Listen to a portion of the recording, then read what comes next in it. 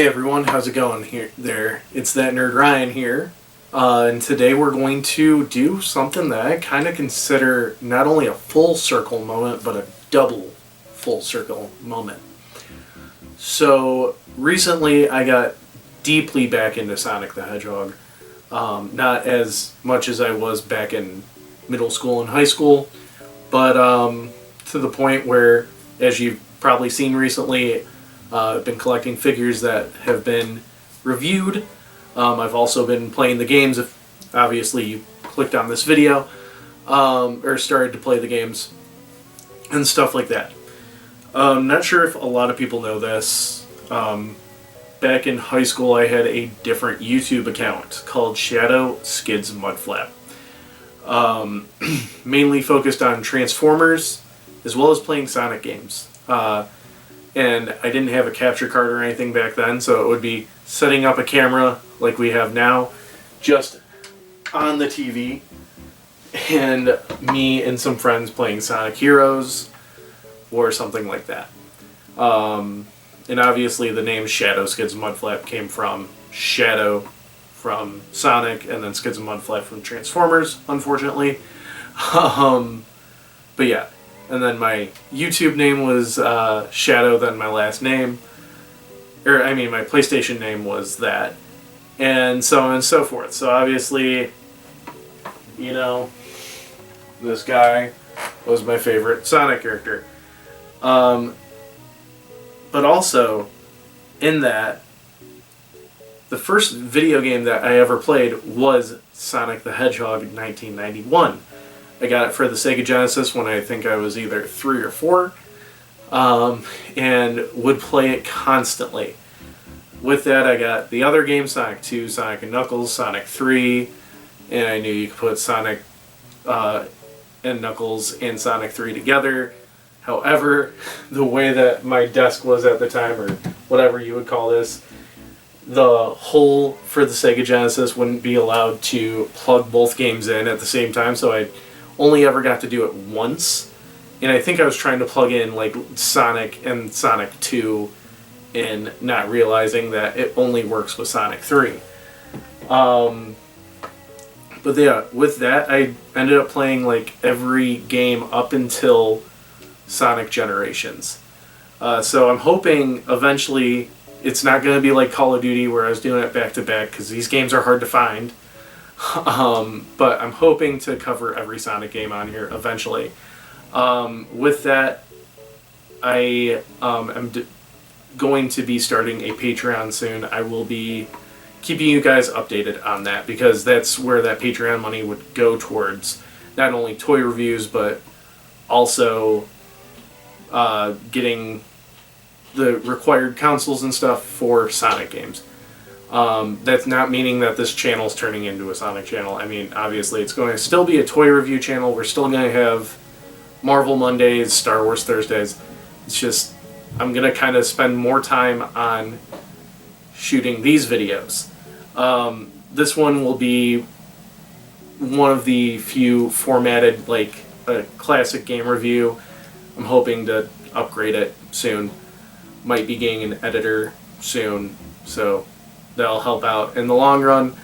But yeah, the first video game I played, a major channel that I had before this channel, obviously I had like a fourth of the subscribers that I had back then, or today, back then. So there might only be 2 of you that ever heard of that, or even know about that. But yeah, so with this preamble and everything, let's get into the review. So, in that this was the first video game that I ever played, I didn't realize until after Zone 1 Act 3 that I never passed Zone 1 Act 3 as a kid. Obviously back then with Sega Genesis, you had no save file or anything like that. You had to keep the TV running. I'd only get a half an hour of playtime, and even if I did, I'd lose my lives pretty fast. Now, I will say, I am using Sonic Origins as the review. I'm not going to review Origins as a game in itself.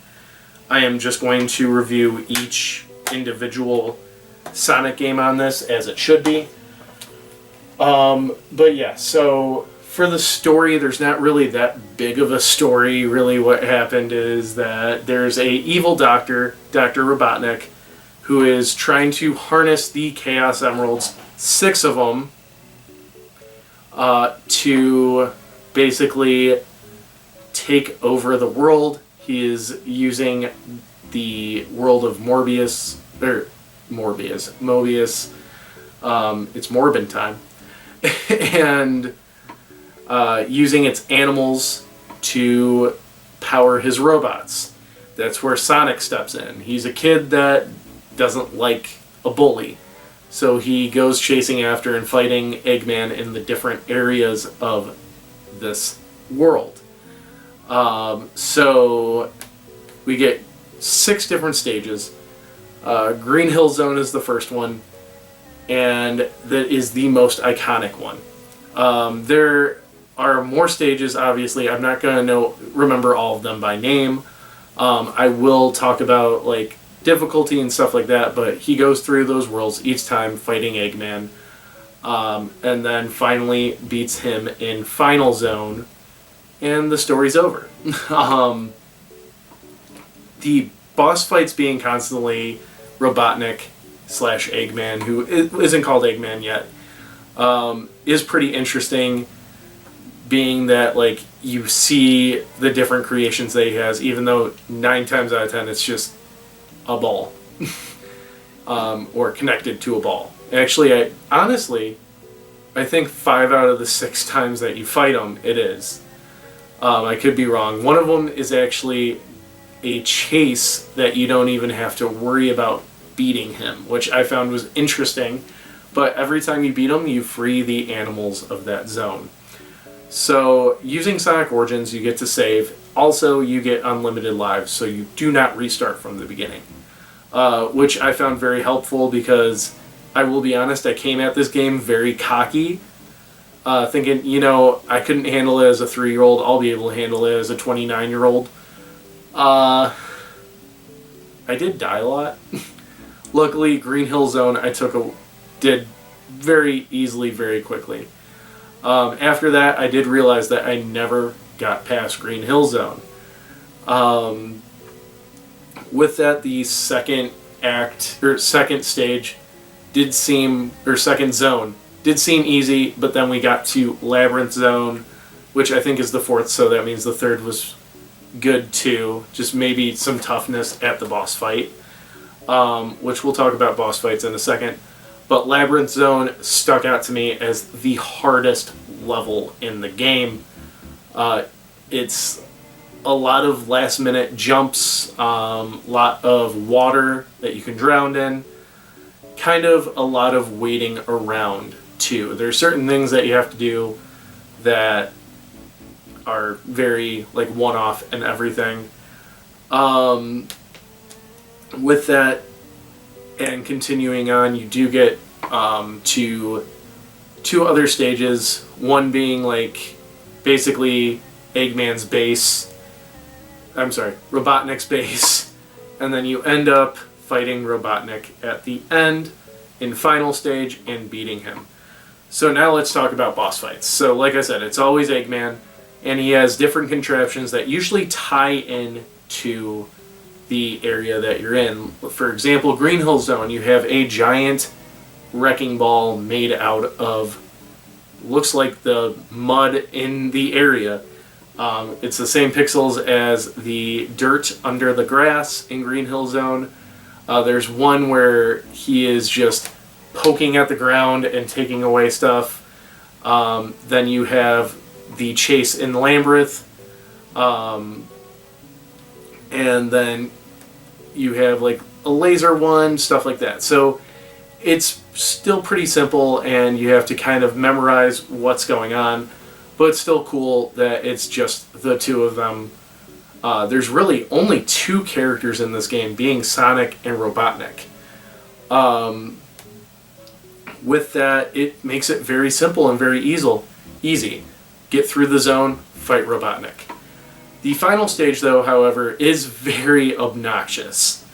It took me about a half an hour just to get it down. This is something that if I was playing on the original Sega, there'd be no way that I would be able to beat this game. You have to keep in mind laser balls, and then you also have to keep in mind crushers that can crush and kill you instantly. With that, let's talk about other enemies. Each stage introduces a new enemy type. And it really throws you for a loop. There's some where you cannot hit them right away, there's some where you can only hit them by spin dashing, and there's some where you can only hit them by jumping, and there's some where you can only hit certain parts. And each level introduces a new one up until the end where you kind of see one of everything. If that, there might be some that were canceled by them, but each enemy gets harder than the last. And in doing that, let's talk about controls. So this is the very easiest controls. You got up, down, left, right, and jump. Every other button that is not the analog stick or the D-pad is jump. With that, if you do crouch down and hit jump, you will spin dash. And I mean, it's simple. It's great. It's very simplistic for a game that came out in the early 90s. And it's obvious why Sonic became such a classic character just by playing this game. It is definitely, I don't want to say inspired by, but it's definitely made to compete with Mario. Gives the same feel and everything like that. Being that I only played Super Mario Brothers 1, which we are going to change that too. There was a discussion with my girlfriend that we will be playing these games together. This may be one of the only reviews, maybe this and Sonic 2 will be the only reviews that she's not included in this, and we will have Mario reviews where it is her and me. But yeah, so I really liked it, and it brought back a lot of good childhood memories, and even still gave me a challenge. I'm going to give this game a 9 out of 10. I do want to say really quick, the only thing that does bother me is sometimes you're going so fast that enemies and stuff come out of nowhere, which they do give you like some moments where it's a very tight squeeze. So for example, one of the levels that has magma in it, you are like, there's a part where there's the little worms that you have to destroy by spin dashing. But once you go through them, there's a spring that'll push you back into the lava. It's very tough to time it correctly without dying or hurting yourself. So yeah, there's a lot of cheap shots in it. So I'll be a little relaxed on it because video games were made different back then. Excuse me. So I'm going to go ahead and give it a 9 out of 10. I hope you guys enjoyed the video. Be sure to leave a like, comment, subscribe, ring that bell, and follow me on all my social media down below. It's that Nerd Ryan.